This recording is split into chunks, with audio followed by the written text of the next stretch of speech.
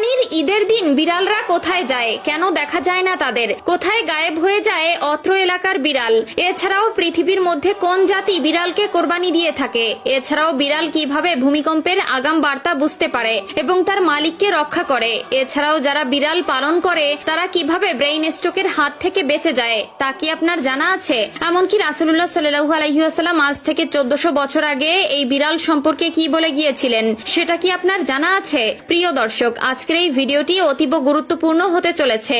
অনেক অজানাকে জানতে পারবেন আপনারা এই ভিডিওর মাধ্যমে। তবে তার আগে যদি আপনি বিড়াল পছন্দ করেন কিংবা আপনার বাসায় বিড়াল থেকে থাকে তবে খুশি মনে কমেন্ট করবেন আলহামদুলিল্লাহ, এবং এই আলহামদুলিল্লাহ বলার কারণটাও এখন আমি ব্যাখ্যা করব।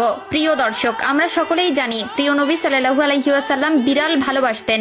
এই বিড়াল সম্পর্কে মহানবী সাল্লাল্লাহু আলাইহি ওয়াসাল্লাম কিছু হাদিস বলে গেছেন আমাদের, যার মধ্যে রাসূলুল্লাহ সাল্লাল্লাহু আলাইহি ওয়াসাল্লাম আবু দাউদ শরীফের 754 নম্বর হাদিসে ও তিরমিজি শরীফের 92তম হাদিসে বলেন, বিড়াল কোনো অপবিত্র প্রাণী নয়, বরং এটি তোমাদের গৃহপালিত প্রাণী। এছাড়াও রাসূলুল্লাহ সাল্লাল্লাহু আলাইহি ওয়াসাল্লাম আমাদেরকে বিড়ালের প্রতি দয়া করা নিয়ে একটি ভয়ানক হাদিস বলে গেছেন, যেটা সহিহ বুখারীর হাদিস নম্বর 3318 এবং সহিহ মুসলিমের হাদিস নম্বর 5717তে বলা হয়েছে, একবার রাসূলুল্লাহ সাল্লাল্লাহু আলাইহি ওয়াসাল্লাম এক মহিলার কথা উল্লেখ করলেন যে একটি বিড়ালকে বন্দী করে রাখায় তার উপর আযাব হয়েছিল, কারণ সে বিড়ালটিকে খেতে দেয়নি এবং মুক্তও করেনি যাতে নিজের খাদ্য সংগ্রহ করতে পারে। এছাড়াও আধুনিক গবেষণায় উঠে এসেছে যারা বিড়াল পালন করে, বিড়ালকে ভালোবাসে, ব্রেইন স্ট্রোক এবং হার্ট অ্যাটাকের সংখ্যা কমে যায়। এছাড়াও বিজ্ঞানীরা বলছেন বিড়ালের শ্রবণ শক্তি অন্য সকল প্রাণী থেকে একটু প্রখর, যার মাধ্যমে তারা অনেক দূরের জিনিসও খুব সহজে শুনতে পারে। এমনকি যদি ভূমিকম্প হয় তার 10 থেকে 15 মিনিট আগে ভূপৃষ্ঠের তলের প্লেটের বিন্দুমাত্র শব্দও তারা শুনতে পায়, যার ফলে তারা আগে থেকেই সাবধান হয়।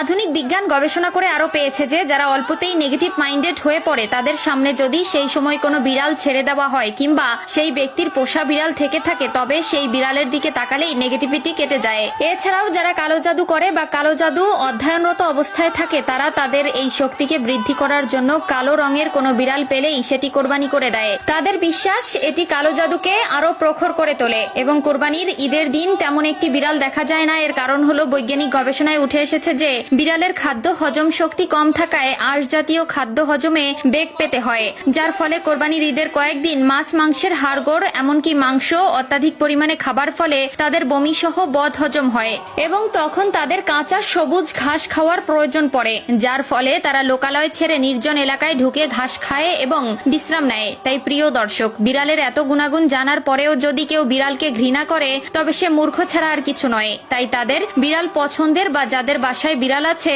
তারা